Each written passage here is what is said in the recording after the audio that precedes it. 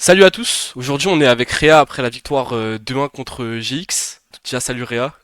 Comment tu vas? Et ouais, explique-moi un peu ce qui s'est passé aujourd'hui. Ouais, bah écoute, ça va très bien. On jouait du coup un BO3 très important, on va dire pour notre groupe, contre GX, qui ont décidé voilà, de venir dans le groupe. Donc on savait que ça allait être un BO3 contesté. C'est peut-être une des équipes qui performe le mieux en scrim, donc on savait qu'ils avaient un bon niveau.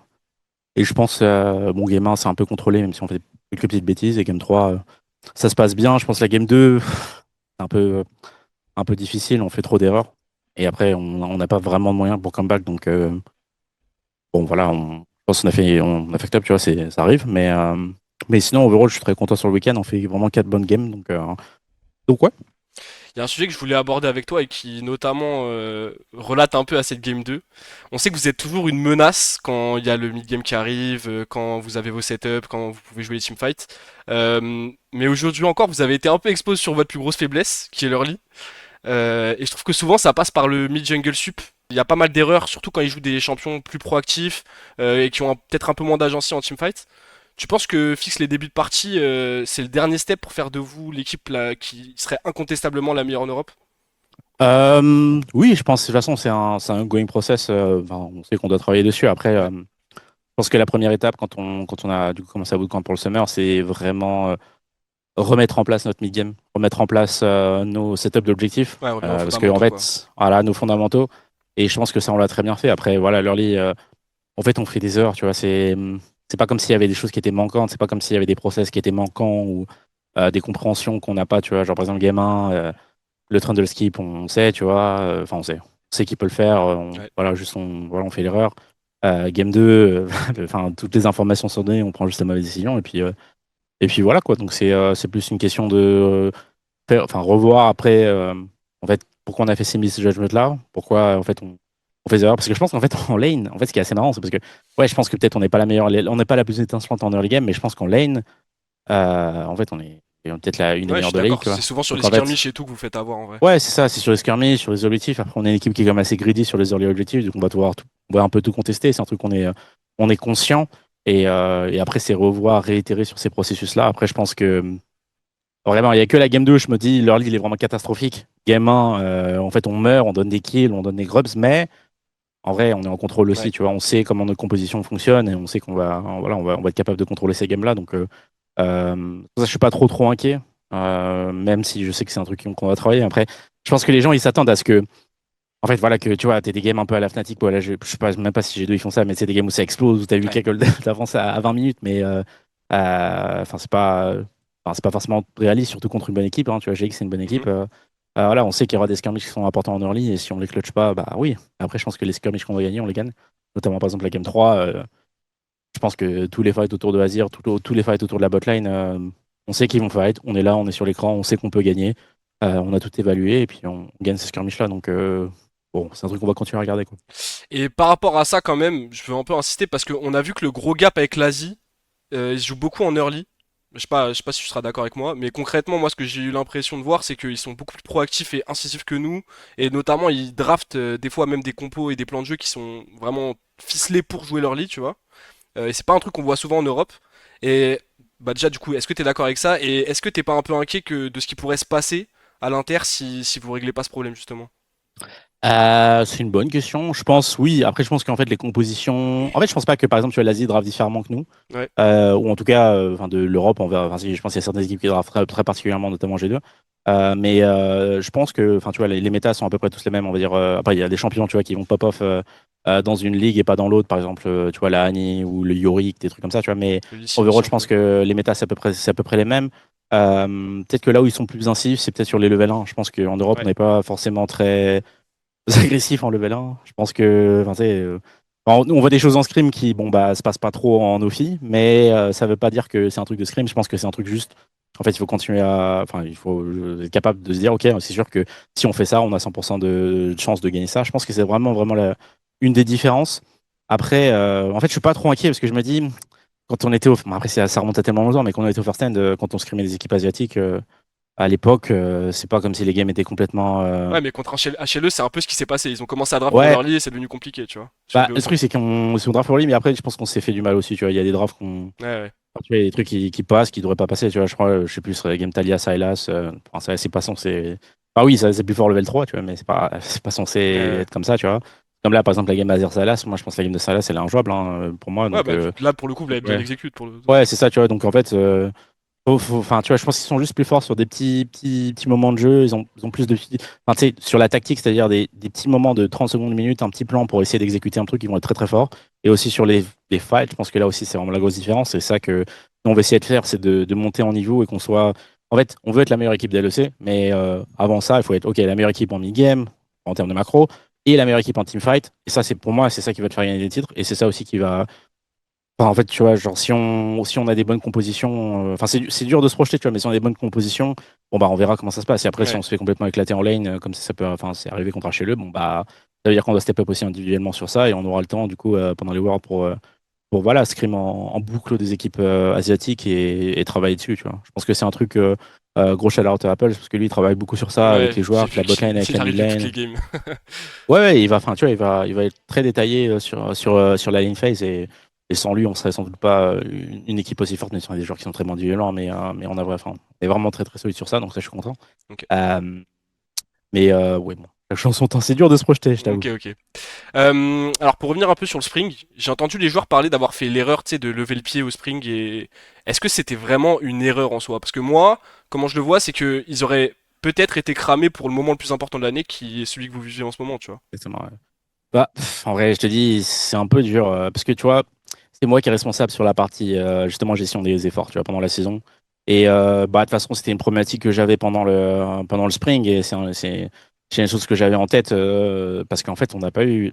En fait, si tu te projettes, en fait, de décembre jusqu'à la fin de l'OWC, en fait, on n'aurait pas eu beaucoup de breaks, et moi, c'est un Ouais, truc que je garde en tête, et ça, pour moi, enfin, je sais pas que j'ai peur, mais si, tu vois, chez moi, je le sens, tu vois, quand mes joueurs sont fatigués, et du ouais, coup, ils vont être un peu plus tiltable, ou on joue moins bien, tu vois, ou en fait, à force de jouer des scrims en boucle, en fait, en compte, tu en trouves un peu moins l'intérêt, donc c'est toujours ça qui est un peu difficile.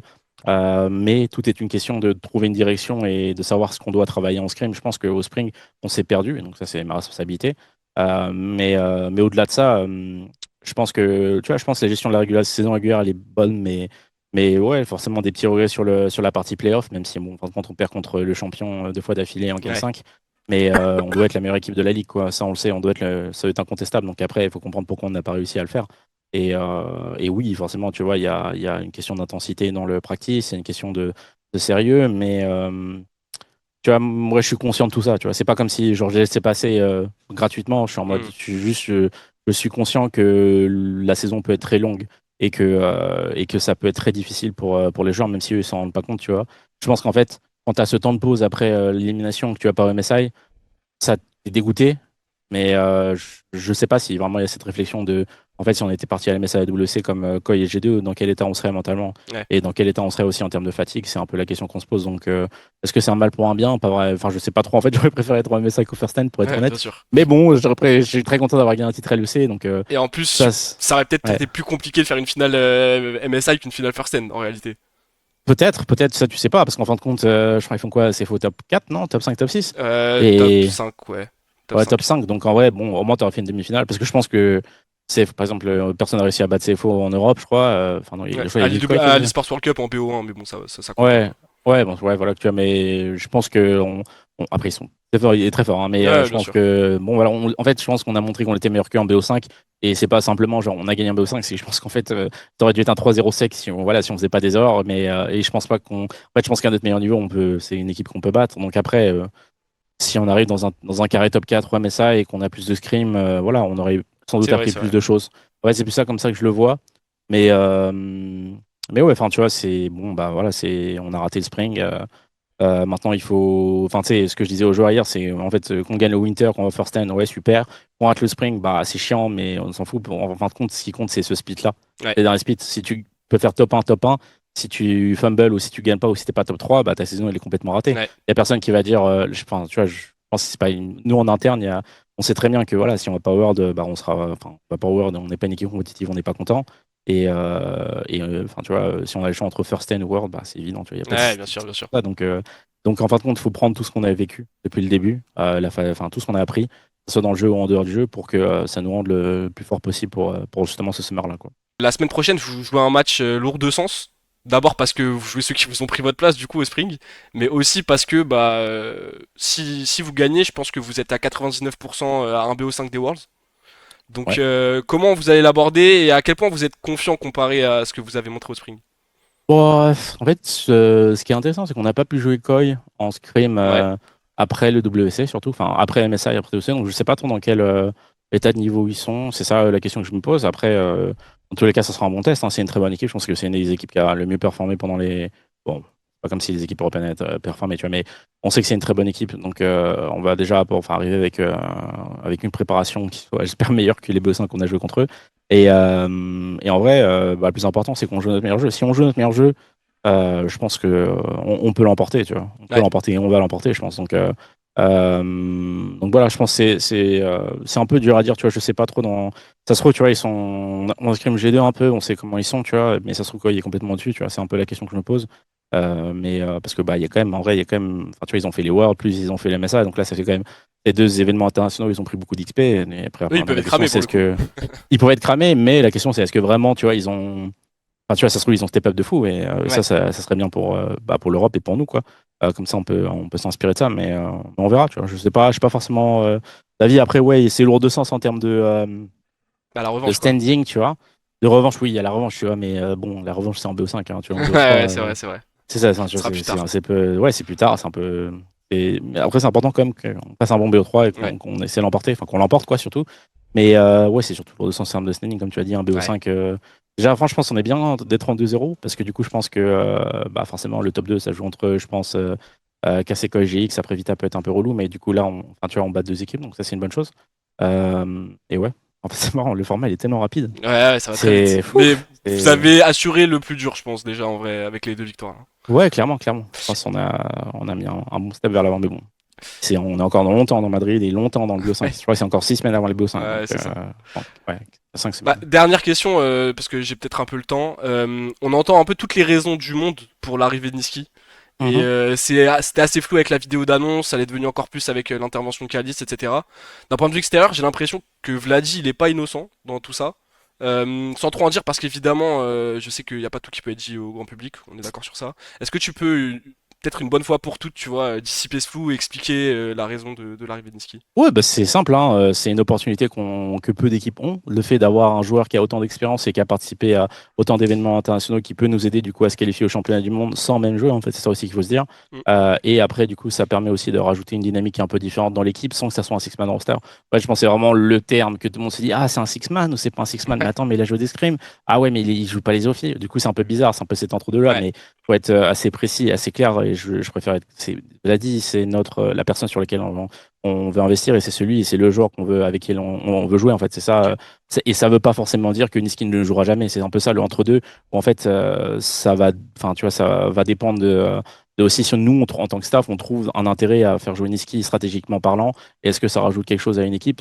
Et ça veut pas dire non plus que si en fait on le fait pas jouer, il y a aucun intérêt stratégique. Au Ouais, bien contraire, sûr. c'est un peu cet entre-deux. Je comprends pourquoi c'est flou parce que du coup en fait du coup tu poses la question de ah ouais mais il est là mais pourquoi? Mais en fait c'est simple, c'est si on a une opportunité comme ça et qu'on a quand même beaucoup de temps, encore une fois, on l'a dit, on a 6 semaines avant le BO5 et que on se rend compte qu'on a intérêt à faire jouer Niski stratégiquement parce qu'il a des pics qui sont très particuliers et que c'est vraiment valuable en BO5 et que ça nous donne un edge de fou comme CFO peut l'avoir Avec Driver avec Rest, Driver ouais. et Rest, bah en fin de compte, on va pas s'en priver et sans que ça puisse dire que Vladi fait quelque chose ou il ne soit pas bon. Ouais, bien Ça veut sûr. juste dire, ok, on va travailler dans ce sens-là. Donc ça qui est assez flou, mais bon, je préfère être assez précis sur ce point-là. J'espère que j'y ai répondu, Ouais, non, non, franchement, très clair. mais c'est juste une option parce que, ouais, encore une fois, il y a un truc que les gens ne comprennent pas aussi, c'est qu'il y a un truc qui s'appelle le roster lock et que du coup, c'est-à-dire que si on fait un roster lock du coup, c'était le 24 juillet, en fait, notre roster il change pas jusqu'à la fin du summer et potentiellement les Worlds parce que tu vas pas changer un joueur. Ouais. Et donc, c'est bien de s'offrir le plus d'options. Ça veut dire qu'on veut changer un joueur, ça veut dire qu'on a le plus d'options pour la suite de la saison. Surtout qu'en plus, Euh, apparemment, de ce qu'il a dit, après que vous ayez reach out, et bah, mhm. apparemment, il a reçu des offres d'autres équipes même. Donc au final, Ah oui, c'est ça le truc, c'est qu'en fait, je pense que les autres équipes se sont rendues compte. vous avez été C'est avant-gardiste.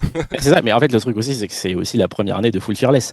En fait, parce que d'habitude, avant aussi, c'est un truc que les gens ne se rendent C'est pas compte, vrai. c'est qu'avant, en fait, quand tu changes un joueur, tu changes un joueur, mais toutes les games, tu vois. Alors que là, non, c'est juste qu'en fait, il y a aussi le mode de la Fearless, qu'il y a FlyQuest, qu'il y a CFO, qu'il y a GAM qui ont des Six-Man, mais c'est des vrais Six-Man, eux, pour le coup, et que nous, on veut peut-être avoir l'opportunité d'utiliser Niski à certains moments comme Joker, mais, euh, mais pour l'instant, ça se passe très bien, quoi. Ok, très bien. Bah écoute, merci beaucoup Réa, bon courage pour la suite, et allez chercher cette place aux Worlds. Merci, merci. Merci, monsieur Cohen. Ok, Merci, bon, vas-y. ciao Ciao, ciao. ciao.